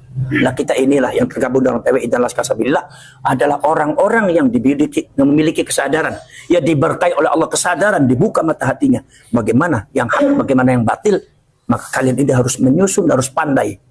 Al-qitalu khid'ah. Yang namanya peperangan itu adalah strategi. Maka itu yang pintar strateginya. Kalian kekuatannya harus diperbanyak. Apa perlu kiranya Gus diadakan gemblengan mental spiritual? Nah, kalau gemblengan mental spiritual dan kanuragan itu memang programnya PWI. Nanti insya Allah di bulan Juli nanti kan ada agenda kita nih yang pada waktu habis Rakernas itu nanti akan diadakan masing-masing ada wakil ya. Ada pelatihan kelas syarat. Termasuk pelatihan masalah kemiliteran, artinya kemiliteran kerjasama dengan TNI dan kepolisian supaya kalian itu menyatu dengan pemerintah setempat. Nanti kemudian akan juga diadakan pemahaman kebangsaan, kenegaraan, termasuk ke Ahlus Sunnah wal Jamaah dan termasuk ke NU-an. Kemudian juga termasuk juga pada akhirnya adalah kanuragan, silat dan segalanya kanuragan. Itu dalam rangka menghadapi itu semua. Ini sebagai tambahan, Gus Abbas selaku ketua umum daripada PWI Laskar Sabilillah, kiranya apa punya kiat untuk bekerja sama dengan ormas-ormas lain yang visi misinya sama untuk berunding menyampaikan visi misi agar perjuangan ini akan betul-betul menjadi perjuangan yang kuat, yang bersatu, tidak saling mencurigai satu dengan yang lain. Kira-kira gimana? Sebetulnya kalau perjuangan ini perjuangan kebangsaan, ini sebetulnya adalah hak rakyat Indonesia. Sebetulnya yang harus bergerak adalah rakyat Indonesia. Jadi kita ini hanya untuk mengawali dan mengawal, hanya untuk membentengi supaya masyarakat Indonesia bisa memperjuangkan bangsanya, memperjuangkan haknya, harga dirinya, sejarahnya, leluhurnya, membentengi negara dan tanah airnya, membentengi para ulama dan kiainya dari ajaran-ajaran Ba'alwi yang nggak benar. Maka dari itu saya minta kepada seluruh rakyat Indonesia, mulai sekarang mari kita sapu-sapu bersih sedikit demi sedikit di daerah-daerah masing-masing pengaruh-pengaruh dan doktrin-doktrin daripada para Ba'alwi dari Hadramaut. Ini sudah diisyaratkan kepada Bung Karno zaman dahulu. Bung Karno menyebutnya Hadramautism, gerakan Hadramaut. Itu karena memang sudah terbukti mereka semua adalah memang genetika Yahudi, dan mereka juga karakternya juga tidak begitu beda dengan Yahudi-Yahudi yang ada di luar negeri. Maka kita harus hati-hati. Kita harus hati-hati dengan pernyataan para ilmuwan-ilmuwan itu, kita harus hati. Karena yang berbicara bukan orang sembarangan, itu ilmuwan, saintis. Makanya kita harus hati-hati dan kita juga persiapan kekuatan. Maka ketika ada sesuatu, saya minta kepada Laskar Sabilillah, bentengi bangsa ini, bentengi negara ini, dan minta kepada rakyat, bentengi rakyat. Minta kepada rakyat, diadakan edukasi kepada masyarakat, edukasi kepada rakyat, bahwa negara ini perlu benteng. Bangsa ini perlu tameng. Bangsa ini perlu ada yang membela. Leluhur kita perlu ada yang membela. Membela, membentengi. Ya ini siapa? Ya kita-kita ini. Makanya kalian berikan pencerahan kepada seluruh rakyat Indonesia supaya mulai sekarang sedikit demi sedikit, sedikit-sedikit sapu bersih. Sapu bersih, menyapu halaman-halaman kita dari kotoran-kotoran pengaruh-pengaruh ajaran Ba'alwi yang nggak benar. Yang caci maki kepada pemerintah, caci maki, adu domba, adu bronggak kepada masyarakat, adu domba kepada rakyat Indonesia, mencaci maki para ulama, para kiai, apalagi menfitnah kiai-kiai NU, menjelek-jelekan NU, menjelek-jelekan yang lain asal tidak sama dengan mereka, dijelek-jelekan, dikafir-kafir, mengkafirkan orang. Ini akidah begini, seperti ini, ajaran seperti ini, doktrin semacam ini sangat berbahaya dalam kehidupan berbangsa dan bernegara. Negara kita bisa akan hancur nanti. Mudah diadu domba, mudah dirusak, mudah perang. Nanti bisa-bisa Indonesia sama seperti Timur Tengah. Jangan sampai terjadi. Ini bentengnya kita. Makanya kepada bangsa Indonesia seluruhnya, saya mohon, saya menghimbau dari Sabang sampai Merauke. Wa yuriikum ayatihi la'allakum tatafakkarun. Allah sudah menampilkan, menunjukkan kepada kita semua bagaimana itu Ba'alwi. Nasabnya bagaimana, genetikanya bagaimana, sikap tingkah laku bagaimana. Bahkan tadi ada kabar katanya ada penculikan. Itulah Allah sudah menunjukkan kepada kita. Lalu la'allakum tatafakkarun, supaya kita berpikir, bukan marah, mikir kita. Gunakan, karena agama kita agama logik, agama ilmu. Kita berpikir sama-sama. Ini kalau sudah kayak demikian bagaimana? Kita harus bagaimana? Sebab ini bangsa ini tidak mungkin hanya diperjuangkan oleh PWI dan Laskar Sabilillah, tapi harus semuanya bersama-sama. Karena bangsa ini milik bersama. Maka dari itu mari kita bekerja sama, mari kita rawe-rawe rantas, malang-malang putung, rapatkan barisan. Kita semua kesatuan dan persatuan, bela itu NKRI, bela itu Merah Putih, bela itu Bhinneka Tunggal Ika Pancasila, bela itu pemerintah yang sah, bela itu rakyat, bela sejarah leluhur kita, bentengi dari rongrongan orang-orang yang tidak benar. Jangan mudah terprovokasi oleh orang-orang semacam Rizik Syihab ini, karena ini sangat berbahaya. Ini provokasi ini sangat berbahaya, sangat berbahaya. Kalau ada korban, siapa yang bertanggung jawab? Kira-kira Rizik Syihab bertanggung jawab nggak? Nggak mungkin lah. Bertanggung jawab kira-kira. Kalau seumpama ada korban itu, seumpama di Jawa Timur waktu kemarin terjadi, atau di Jawa Tengah, atau di Cirebon terjadi, kira-kira Rizik Syihab bertanggung jawab tidak? Enggak. Nggak akan bertanggung jawab. Ini yang korban nanti rakyat kita. Maka saya minta juga kepada pemerintah supaya bersikaplah, ditegasi orang semacam itu, karena orang semacam itu merusak tatanan kebinekaan, tatanan kemasyarakatan dan rakyat Indonesia. Ini terletak pada komunitas atau bahasa yang mudah bisa dipahami itu kelompok penggugat.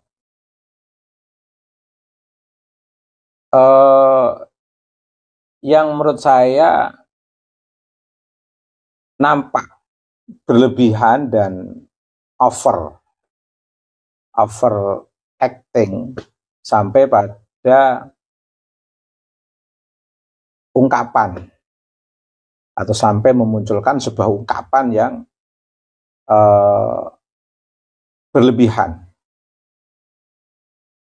atau bisa saya sebut sangat arogan. Dan itu nampak, paling tidak, kalau saya tidak menyebut pihak pengacara penggugat, paling tidak apa yang dikatakan oleh Rizik Syihab itu sebuah sikap refleksi yang sangat arogan menurut saya. Logikanya, orang menggugat atau mengajukan ke pihak berwenang atau menaikkan fenomena ini menjadi kasus hukum. Pihak yang menggugat, yang menaikkan atau yang mengajukan fenomena Gus Fuad menjadi kasus hukum, itu harusnya kan memposisikan diri sebagai orang yang terzolimi kalau memang iya, dan nanti akan diputuskan oleh pihak peradilan. Logika etika, maaf bukan logika, etika orang terzalimi itu kan harusnya lebih bersahaja, menunjukkan atau mencerminkan sikap orang yang terzalimi sehingga pantas untuk dibela oleh pihak pengadilan, pantas untuk mendapatkan perlindungan. Dan orang yang akan melindungi, akan membela, akan membuat keputusan yang kemudian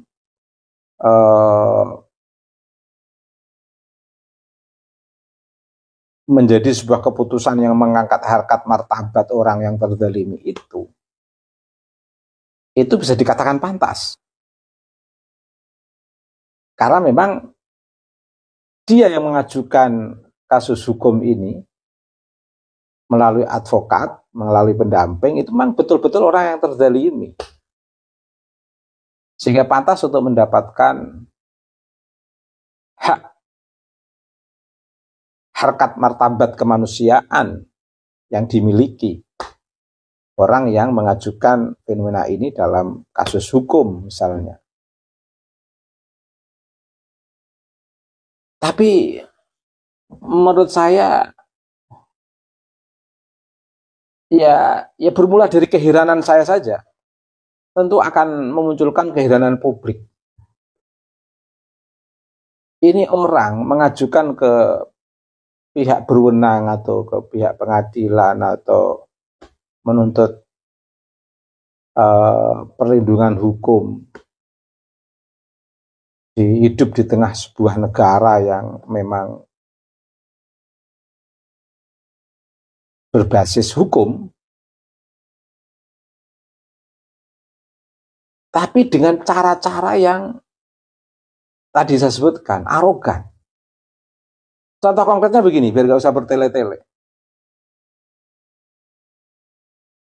Dia menggugat fenomena apa yang diungkapkan oleh Gus Fuad, katakan begitu, dengan fokus pada satu kata. Saya nggak mau menyebut, nanti kebiasaan karena masih bisa dengan cara lain saya untuk memahamkan. Kecuali kalau tidak ada cara lain untuk memahamkan, mungkin saya akan menyebut satu kata ini. Katakan kata ini itu diawali dengan M dan apa huruf terakhirnya, bisa dipikir sendiri.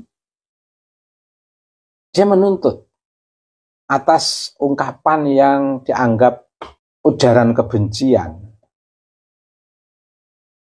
atau merendahkan harkat martabat seseorang yang telah mereka muliakan misalnya. Tapi dalam kesempatan yang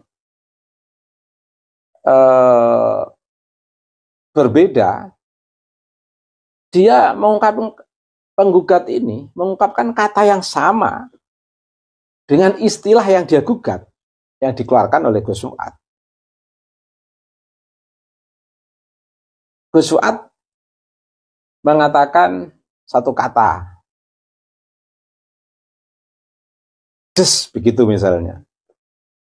Kemudian dia mempermasalahkan kata des, tapi dia sendiri juga mengatakan kata des.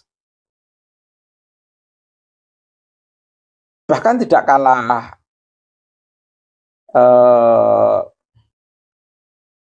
kalah mengerikannya ungkapannya itu.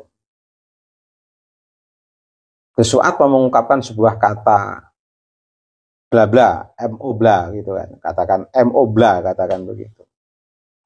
Mo bla bla. Gus Fuad mengatakan mo bla bla. Dia menggugat ungkapan Gus Fuad yang mengungkapkan mo bla bla. Tapi dia juga mengungkapkan bahwa Gus Fuad itu ya mo bla bla. Rizik Syihab juga begitu. Gus Fuad itu mo bla bla, bahkan dikata-katain dengan cara yang lebih tegas, kasar. Ini artinya apa? Ketika mereka menggugat Gus Fuad juga bisa menggugat hal yang sama. Mereka menggugat Gus Fuad mengungkapkan mo bla bla. Gus Fuad juga bisa mengungkapkan mereka itu mengungkapkan mo bla bla. Sebenarnya juga harus sama-sama diterima oleh pihak pengadilan, pihak kepolisian, dan harus sama-sama diangkat. Ini kalau fairness ingin menganggap bahwa setiap warga negara punya hak yang sama di mata hukum, di hadapan hukum. Nah, tentu akan menambah pekerjaan polisi dan akan menambah pekerjaan pihak pengadilan. Dan juga menambah energisitas kedua belah pihak. Karena sudah sama-sama impas. Larangan mengungkapkan mo bla bla di satu sisi, di sisi lain dia juga mengungkapkan mo bla bla kepada Gus Fuad misalnya. Ini kan sudah impas. Lah, kalau sudah impas seperti ini, pertanyaannya, resolusinya ya pakai pendekatan resolusi pakai pendekatan langkah resolusi atau langkah damai. Bagaimana pemerintah memediasi dua belah pihak ini untuk damai dalam satu kata. Meskipun dasar persoalannya ini belum selesai. Yang mendasari persoalan itu sebenarnya kan ada yang mendustakan nasab untuk kapitalisasi, untuk glorifikasi, untuk legitimasi keberagamaan umat Islam, bahkan untuk instrumen kehendak kuasa. Ibasnya kan luar biasa nasab ini. Bahkan dengan kenasaban ini juga berimbas untuk arogansi orang-orang tertentu atas nama kenasaban. Dan itu nampak. Nggak usah jauh-jauh, belak-belakan lah dalam konteks ini. Bahar Smith itu juga sudah sangat menampakkan dan itu viral. Bagaimana dengan kenasaban itu, sikapnya itu nampak arogan dengan menggunakan nasab ini untuk menafikan nasab orang lain dan untuk menciptakan kelas seolah-olah lebih tinggi daripada kelas yang lain. Ini real. Nah ini kan persoalan dasar, persoalan awalnya kan sebenarnya persoalan nasab. Ini kan ada kebohongan, ada kedustaan. Hoakah atau tidak? Karena ini sudah ditemukan oleh Kiai Imaduddin Osman. Dan itu sudah melalui proses perdebatan, diskursus akademis. Sebagai bentuk diskursus yang memang mengarah pada dialektika pengembangan nalar keilmuan dalam konteks riset historis tentang kenasaban. Menarik, bisa menghasilkan tesis, bisa menghasilkan tulisan-tulisan yang terbit di jurnal, karya ilmiah kan. Juga bisa membuka wacana masyarakat publik. Apakah ini bentuk kajian rasial, rasisme? Oh tidak, ini kajian ilmiah. Untuk membaca asal-usul genealogi seseorang, asal-usul bisa saja genealogi keilmuan maupun genealogi kenasaban. Ini kajian ilmiah. Meskipun di situ ada unsur ras Ba'alwi, kelompok Ba'alwi, tapi sebagai sebuah kajian ilmiah, bukan sebagai sebuah temuan yang mengadu domba. Adu domba itu kan efek yang merasa terusik silsilahnya, nasabnya. Tapi kan mereka punya hak untuk menjelaskan secara ilmiah tentang kebenaran genealogi atau kenasaban itu tanpa membalik dengan cara-cara framing. Seolah-olah justru yang rasis itu bukan dari kajian tesisnya, yang rasis itu yang masuk dalam fenomena kajian, kemudian membesarkan klannya sebagai sebuah klan yang valid, klan yang kuat, klan yang tidak bisa ganggu-gugat, klan yang paling sahih. Terus kemudian merendahkan tesis dan merendahkan orang-orang yang mencoba melakukan riset melalui tesis itu. Saya kira itu. Sehingga kembali kepada pembahasan awal kayak ini saja. Kayak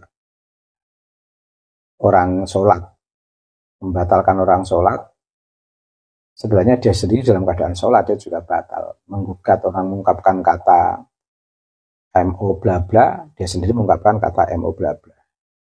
Mengkasuskan Gus Fuad dalam konteks ungkapannya, tapi dia sendiri mengungkap sama dengan yang diungkapkan oleh Gus Fuad Barat. Ini kan problem. Sebenarnya impas sebenarnya, tanpa harus diteruskan ke pengadilan. Kalau pengadilan meneruskan ini sampai sebuah keputusan hukum, ya sebenarnya Gus Fuad juga punya kewenangan untuk mengajukan hal yang sama. Mengajukan pada orang yang menggugat itu. Untuk menutup pemaparan saya ingin membaca puisi yang saya buat dan diterbitkan pada tahun 2014. Ini bukunya, setebal 300 halaman. Ini waktu saya masih di Jakarta saya tulis ini.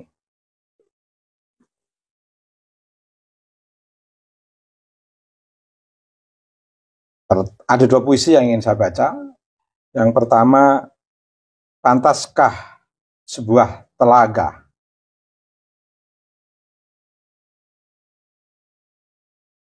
Kau membuat manusia terancam.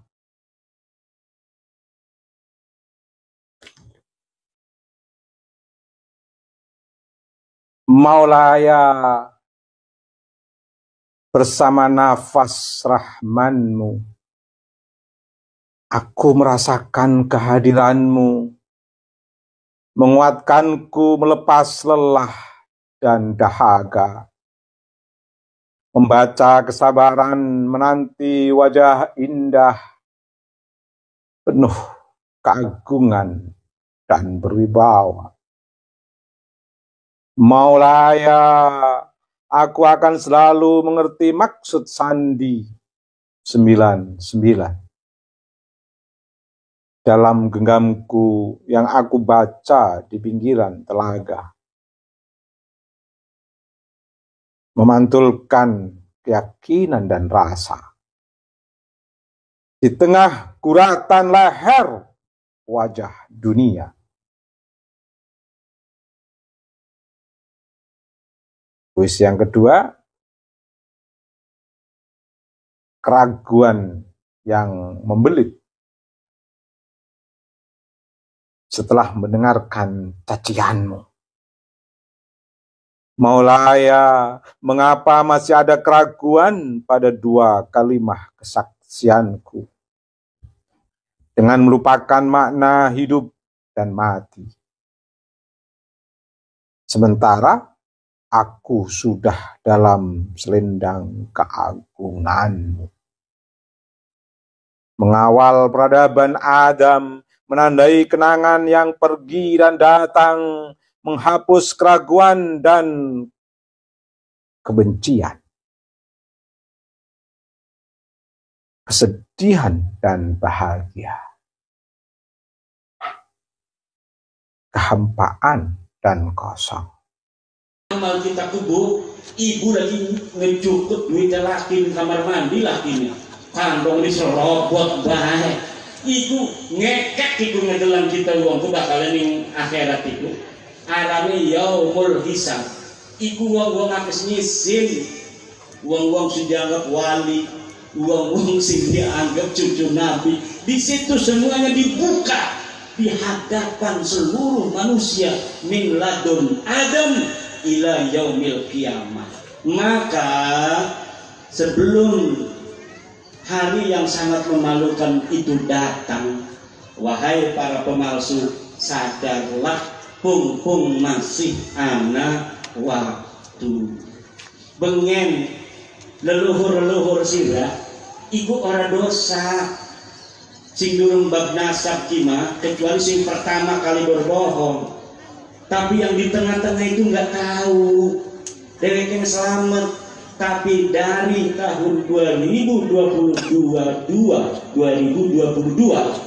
orang-orang yang masih mengaku tanpa data dan buktiku neraka urusan aneh. Apa maning sampai marah-marah ngajak-ngajak perang ning wong pribumi.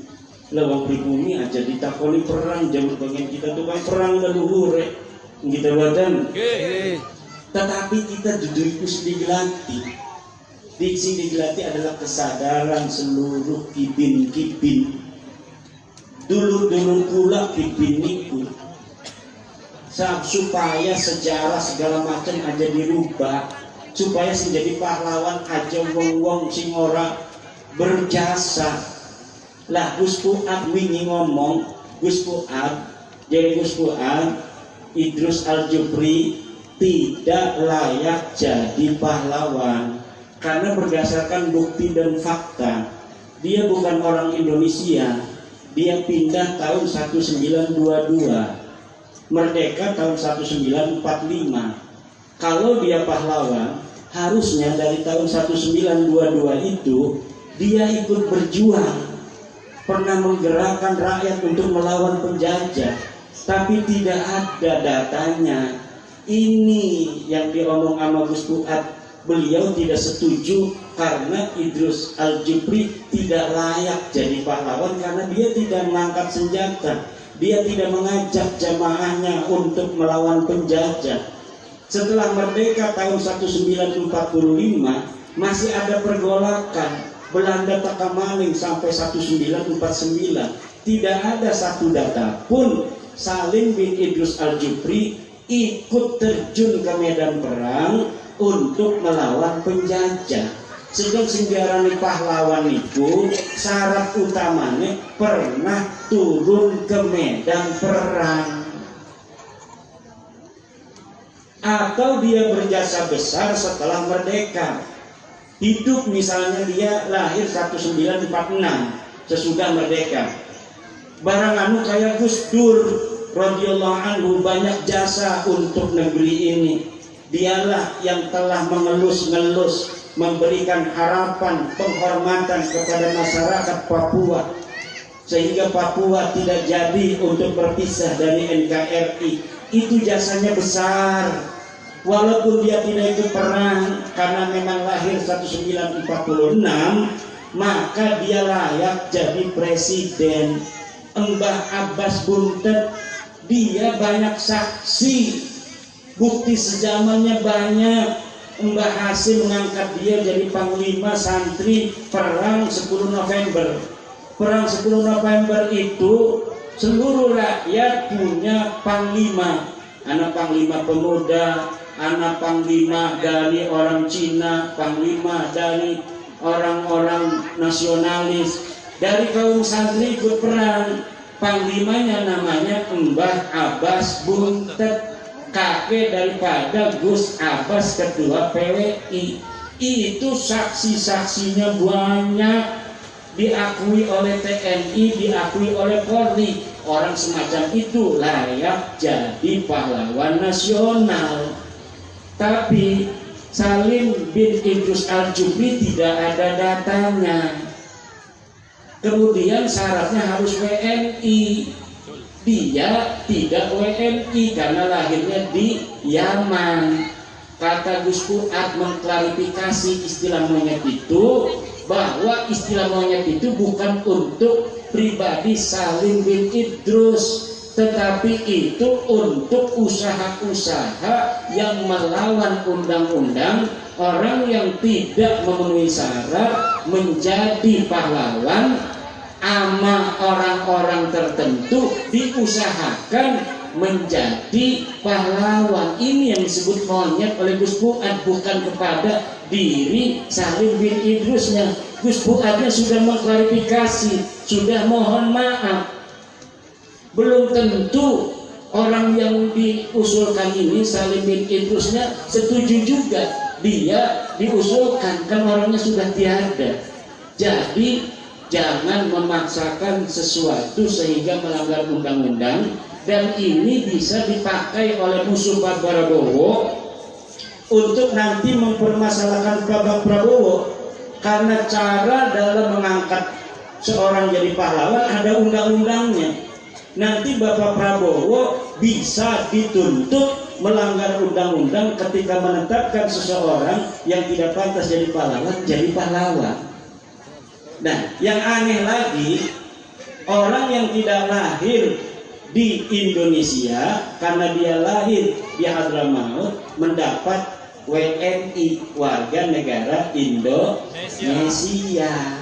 Padahal syarat jadi WNI lahirnya harus di Indonesia. Baru kemarin keluar surat WNI-nya. Ini yang dipermasalahkan dan ini melanggar undang-undang. Ini yang dipermasalahkan. Jadinya beda. Gus Fuad disangka PKI. Gus Fuad itu keturunan kiai besar di Jogja. Dia ngomong PKI itu PKI majaz, masa gua nggak ngerti. Itu teman-teman PKI saya, artinya teman-teman sing dudu santri. Karena Gus Fuad sejak dia belum lahir sudah diponis oleh Abu Yadim Yati Banten sebagai kiai. Ibunya itu lagi hamil. Ibunya lagi hamil dengan bapaknya Gus Fuad pergi ke Abu Yadim Yati. Minta doa Abuya supaya anak saya ini yang dalam kandungan jadi kiai. Kata Abuya, yang ini nggak bakal jadi kiai. Yang ada dalam kandungan ini nggak bakal jadi kiai.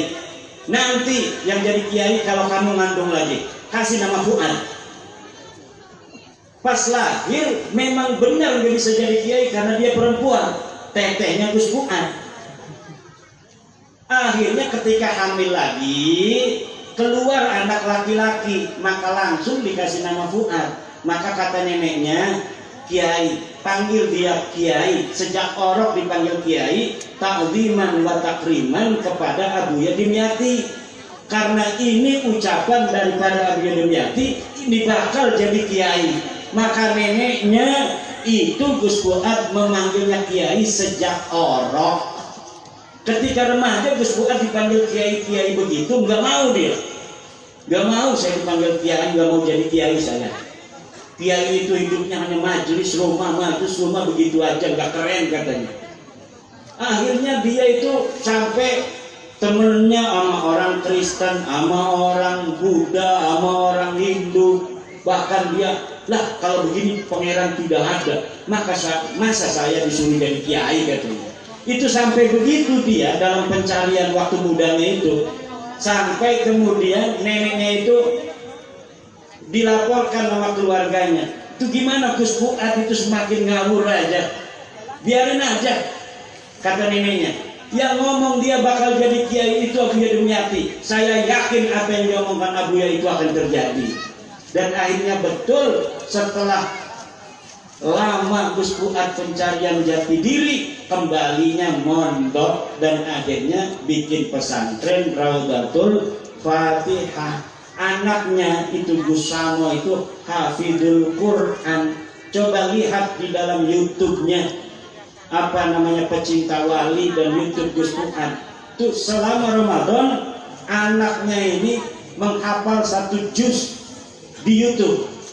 Saya dengarin, luar biasa. Bukan hanya hafal, tapi makhrajnya saja bagus. Karena dia keturunan ulama-ulama, kiai-kiai di Wonokromo, keturunan Sultan Hamengkubuwono yang kemudian menurunkan para ulama-ulama di Yogyakarta melalui Kiai Melangi. Itulah keluarga besar Gus Fuad. Neneknya namanya Warsina, dibikin oleh orang-orang buzzer-buzzer itu, katanya Warsina ini PKI. Lah orang-orang Jawa ya nama dulu itu Warsina itu banyak sekali. Nama Warsina itu nama yang lagi keren pada masa itu. Banyak orang yang namanya Warsina. Katanya ini Gerwani. Gerwani tidak ada yang namanya Warsina itu. Ada juga Marsina, aktivis sosialis yang mati tidak ketahuan apa kuburannya. Itu bukan orang PKI.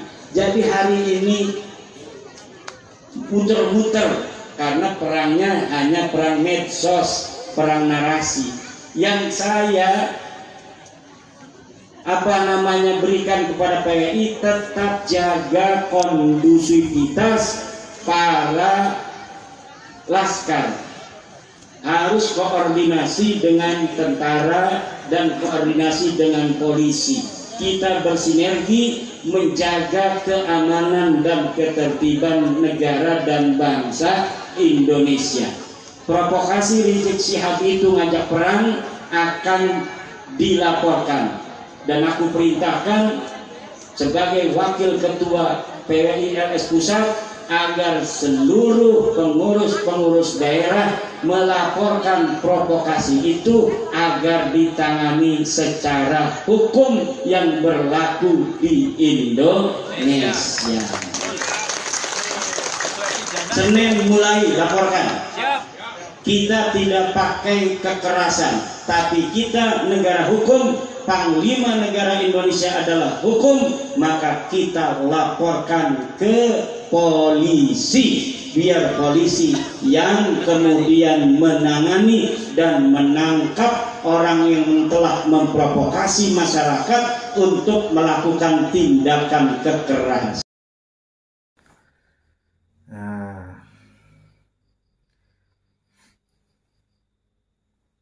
Seperti biasa, luar biasa mereka ini. Semuanya tuh kacau balau. Agama ini kacau balau kalau ada Ba'alawi ini. Jadi kaum Ba'alawi ini kalau dikasih panggung ya kacau balau. sembarangan mereka itu ngomong sembarangan itu. Ya tujuan memang menghancurkan Islam, tujuan untuk menghancurkan Islam, ya seperti itu. Ngomongnya nggak benar, menyalahi dengan aturan. Jadi sekali lagi berhati-hatilah dengan mereka ini. Yang perlu diingat itu jangan lihat orang itu pada zahirnya. Jangan lihat jubahnya, jangan lihat umurnya, jangan lihat sorbannya. Lihat kelakuan mereka, apa yang disampaikan oleh mereka selama ini, jejak digital mereka masih ada. Itu yang dilihat tuh. Macam-macam omongan mereka tuh. Doktrin sesat mereka itu luar biasa tuh. Anehnya itu ini kiai-kiai atau alim atau ulama-ulama kita ini masih diam. Itu sangat menyesatkan umat. Kalian jangan diam. Sebagai ulama atau orang alim jangan diam. Itu sesat. Yang sesat. Yang sesat. Itu yang seperti itu manusia yang baik. Jadi kalau nggak mau jadi kalau nggak mau memberantas sesat, ya jangan jadi ulama. Masa ulama orang yang sudah ngaji, sudah banyak ilmu, nggak paham sesat seperti itu? Coba lihat YouTube. Lihat YouTube, lihat video-video jejak digital mereka habaib tu. Kalau segi sejarah sudah dibelokkan oleh mereka itu. Segi sejarah sudah dibelokkan oleh mereka itu. Apa yang tidak dibelokkan oleh mereka itu? Buku nikah dibilang ciptaan habaib. Lagu Indonesia dibilang ciptaan habaib.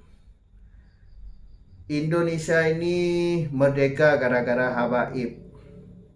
NU juga berdiri ada jasa habaib. Pahlawan-pahlawan juga diklaim habaib. Segi agama, luar biasa.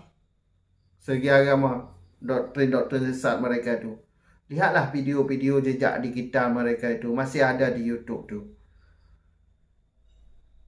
Kalau segi ilmu nasab ya sudah jelas. Sebagaimana yang telah kita ketahui bersama. Mereka sudah final. Bukan cucu Nabi mereka itu. Ubaidillah itu bukan anak Ahmad. Ubaidillah itu yang enggak tahu orangnya. Ada atau enggak. Kalau dilihat itu asal dibuat nama itu. Nama Ubaidillah. Alwi bin Ubaidillah. Nama asal dibuat itu. Karena dilacak dari kitab-kitab yang semasa dengannya, orang itu enggak ada. Jadi secara ilmu, ya bukan cucu Nabi lah mereka itu. Kalau dilihat dari ilmu DNA, ya jelas Yahudi. Kalau dilihat dari ilmu DNA, jelas Yahudi. Dilihat dari kesesatan mereka itu, kitab-kitab kesesatan mereka itu, kemungkinan besar Yahudi. Dari DNA jelas Yahudi. Sesat lagi. Coba kalau kalian yang punya ilmu agama, coba lihat jejak di kitab mereka itu. Masih Islam atau kafir? Coba dilihat. Banyak dalil-dalilnya itu. Makanya jangan ketipu dengan orang-orang preman-preman modern ini. Jangan ketipu dengan preman-preman seperti ini. Udah hidup sejahtera, jangan jadi budak. Kok tolor banget sih kalian nih. Muhibin nih. Pingin jadi budak orang. Hidup merdeka enak. Hidup nggak ada orang yang atur. Mau sendiri. Ini jadi budak mereka itu. Aduh, pakai otak sesekali pakai otak. Jadi budak. Setiap hari didawai duit kalian itu. Habis kosong duit kalian tu didawai oleh mereka. Mereka enak-enakan. Tidur-tiduran. Beli mobil mewah. Seperti Bahar bin Demin itu. Sadar. Jangan jadi budak. Cukup sekian dulu. Sampai jumpa di video selanjutnya. Akhir kata, Assalamualaikum warahmatullahi wabarakatuh.